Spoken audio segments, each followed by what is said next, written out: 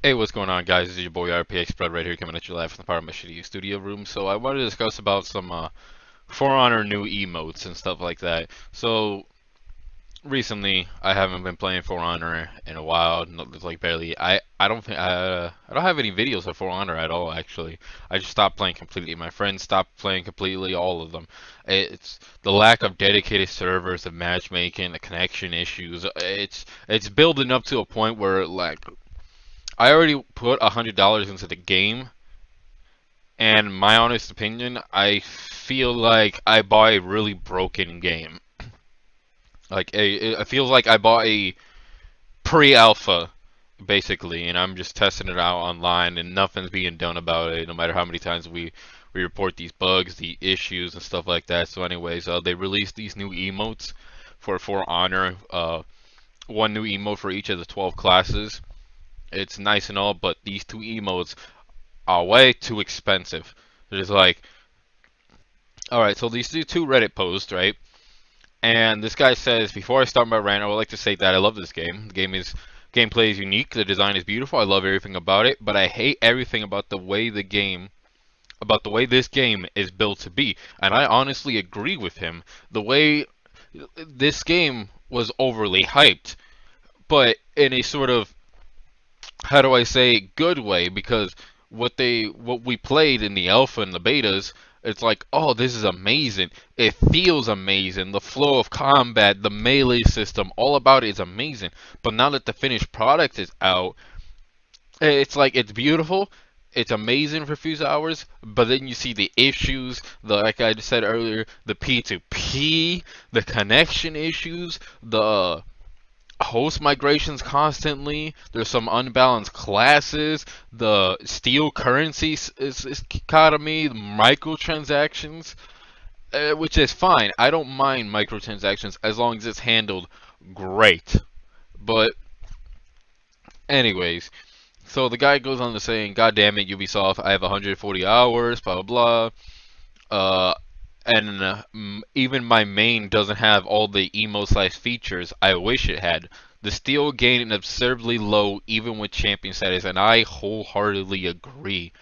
You get the lowest you can get per match is like 15 steel, and the highest is 40 steel by doing the big game modes. I don't mind playing a lot of games, building up, and in like a few hours I get something good. But what I don't like is how there's stupidly expensive stuff for even the minuscule tiniest bit. There's an emote where it's just that. You think it's like it's just that, and it's just like, oh, it's probably like super cheap to buy. You know, it's just the emo. It's just cosmetic. No, dog, it's like 5,000 steel, and you only make like 40 per match. You're just wasting your life. So, anyways, it's time to cut the free-to-play model crap. We paid a shitload for this game, and I'm not saying that selling steel is wrong per se, but this exorbitant prices are a fucking slap in my face, which I agree. We need steel to level up gear. Leveling other characters against high geared opponents is a pain in the ass alone, because not only do you use your steel to buy your cosmetic emotes and your clothing, your pattern, blah blah blah, etc. You also need the steel to buy packs to get better gear and to upgrade your gear. So you're in a constant debate battle between like, should I buy this emo or effect, or should I upgrade my, it's random. Should I randomly get generated random items, hoping that it's better than my gear, or slowly level up my gear and stuff like that? So 500 steel to change an epic appearance, while I have 25,000 savage material just laying down. I can relate to that. I haven't been playing that much, but my Kensei's Reputation 4, I think I have 5,000 of salvage material just laying around there. I didn't do much. I mean, seriously, this game is already expensive. It has no dedicated servers, and all cosmetics require an absurd amount of farm. But it isn't farm that you guys are after. It's the steel buying people. Yeah, what he's saying is like their target audience is not the people farming, it's the people that will buy the steel. That's what I think he's talking about, wholeheartedly. You guys want to make some money on the game, which you guys already have made a lot. You earn it. Put some goddamn dedicated servers, balanced classes, Ubisoft, I already know that doesn't give a fuck about game quality, but the developers should be fucking ashamed. Such a good game and such crappy business slash multiplayer model. So this guy touched my heartstrings with some of the things he said. Like, I wholeheartedly agree about the Steel economy system. Like, everything's absurdly expensive. Now, if you look at Mythic outfits, they're 15 grand, and all they give you is a head ornament and special effects. Because when you stand around, emo and stuff like that. I'll get back to what I'm trying to get to in a little bit. So the next Reddit post, this guy talks about the logical look at steel, how much a steel requirement. Let me just read it for you. So the average hero requires around 91,500 steel to unlock all base game, no DLC or update content unlocks. This includes emotes, executions, effects, outfits, and ornaments. From there, you can multiply by 12 for each hero, and that gets you 1,098,000. That is approximately 7.32 of the $100 Steel Pack. Steel Pack. So Ubisoft has valued their in-game unlocks with the base game at $732 overcharge of the original $60 to $100 already spent on the game. That's absurd. Now he goes into depth about the grind. So he says, and I round of applause for the math that this people did. So if you're a casual player with hope of unlocking everything in game, then just stop now. In the beginning, I was hardcore, but now I'm casual, and right now I'm not even a casual anymore. I'm just an observer. I just look at news and stuff like that. But if you're a casual, he says stop right now. I'm serious, stop. Casual players who play 1 to 2 hours, 5 to 7 days a week will never reach this goal. Completing orders slash have contracts will get you roughly 1,000 steel, another roughly 200 for the matches you played. So 1,200 a day is a good estimated gain for casual players.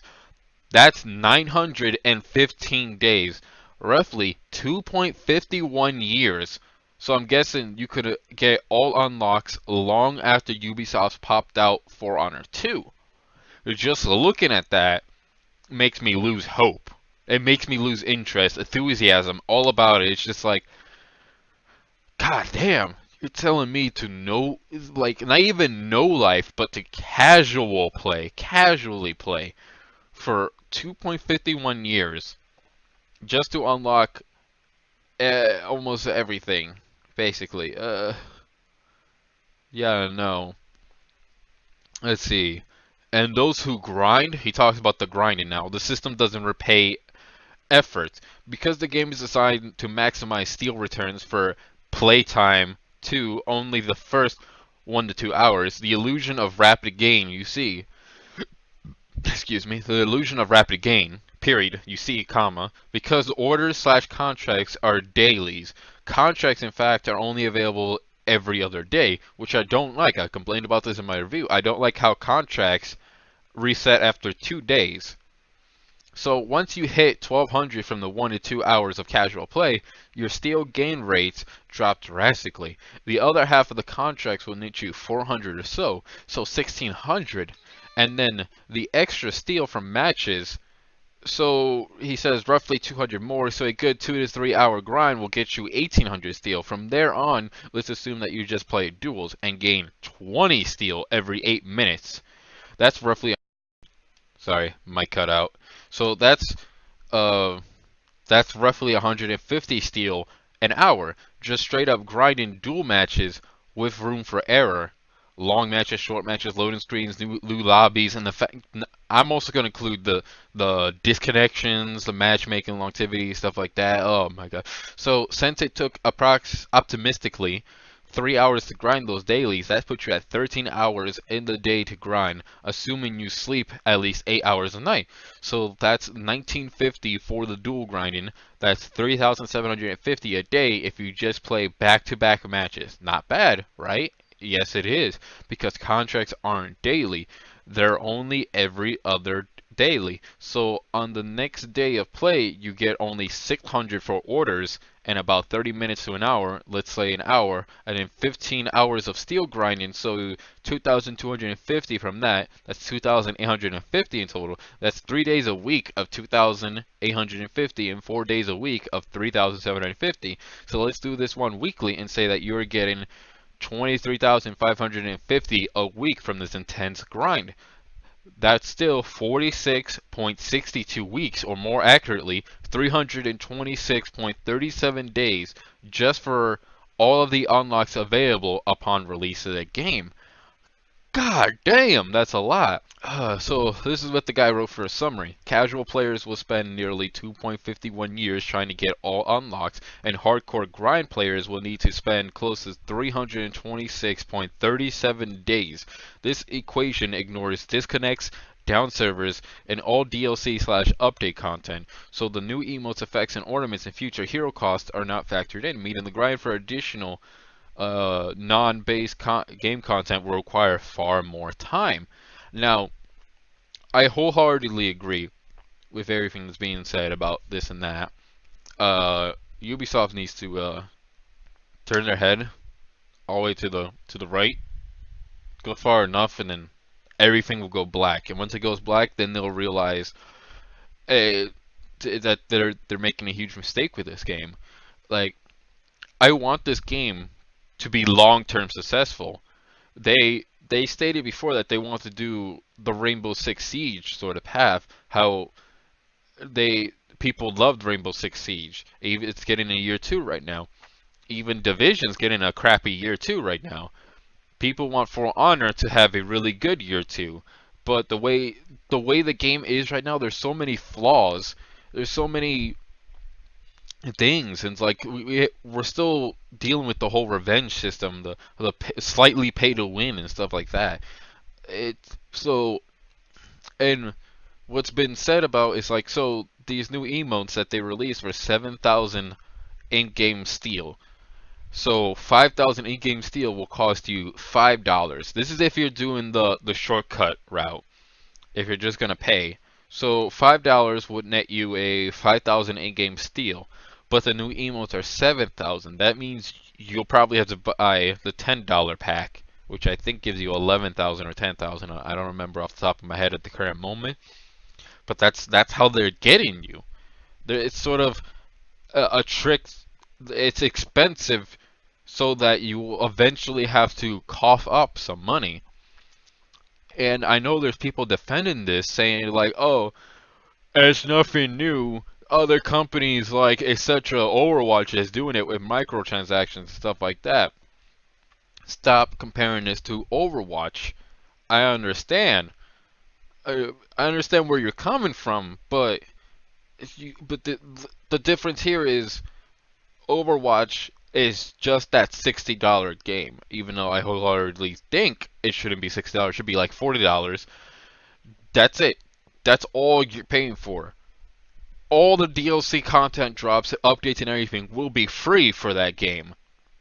That's why they have microtransactions, and they're fairly priced too, and you know exactly what you're getting in these. Plus, duplicates will get you in-game currency, so you can buy skins and stuff like that with in-game if you don't want to keep going through the whole gamble system. But over here is you got a $60 game plus a season pass of $40. That's $100, and then they have microtransactions for the steel packs, so you can get in-game steel, and they have everything overpriced, and it's super grindy to get these things. It's just I'll still keep alert on this game and like read news about it every now and then, but they need to fix their shit in this game. Now I'm gonna scroll down a little bit to see what his solution is. There's so many ways for Ubisoft to fix this. Currently, they need to simply fix the server issues. I don't care what system you use. Use dedicated or P2P. Personally, I want dedicated, but I just want it to work. If Ubisoft can reduce disconnects, I honestly won't care if it's P2P. Revenge outside of intended. Ubisoft needs to balance the current issues of combat, namely the use of revenge outside of intended situations. I went over that in my review. Revenge should only Revenge should really not be a stat affected element at all, to be fair, since higher level players can use it to achieve unfair advantages, and there's other stats that could easily replace it, such as fall damage, recovery time for knockdowns, action-specific renown gain rates, stagger, conclusion recovery, and honestly, I don't think many would complain if you made guard up dodge cost stamina, then link to stamina drain.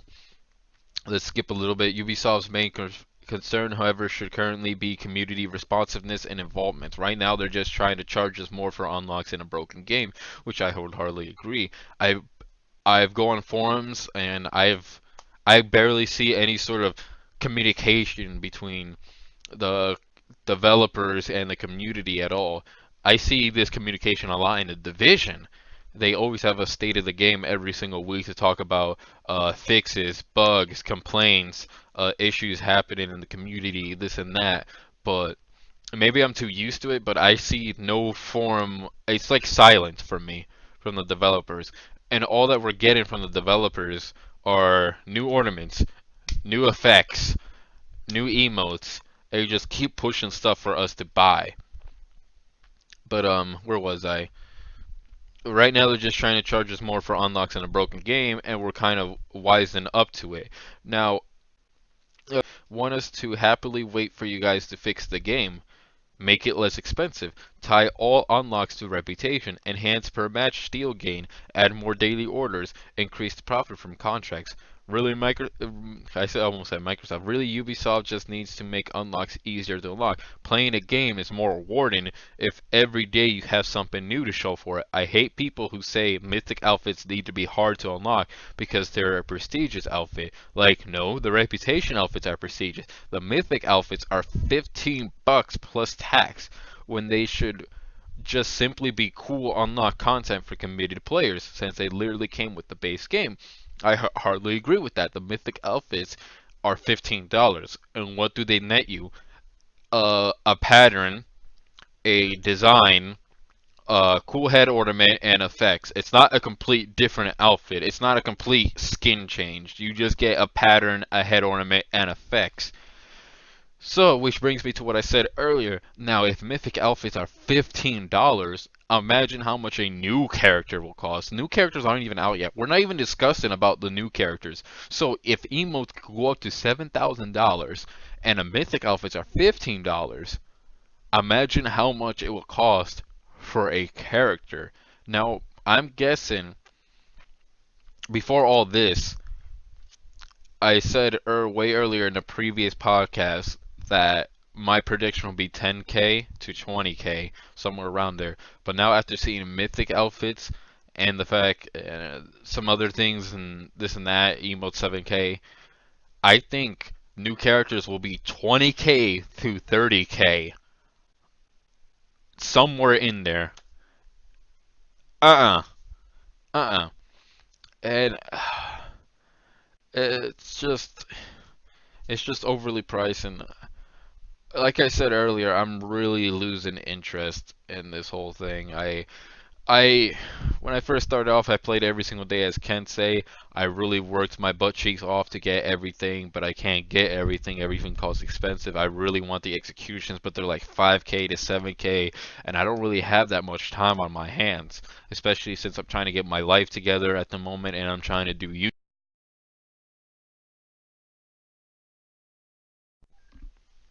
Especially since I'm trying to get my life together and do YouTube at the same time. I might cut out again.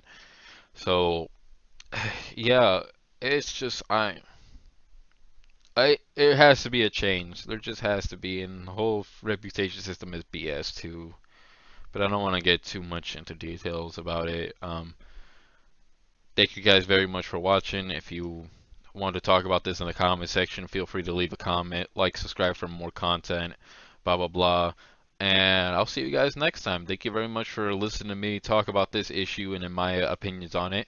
Have a wonderful day. Later, guys.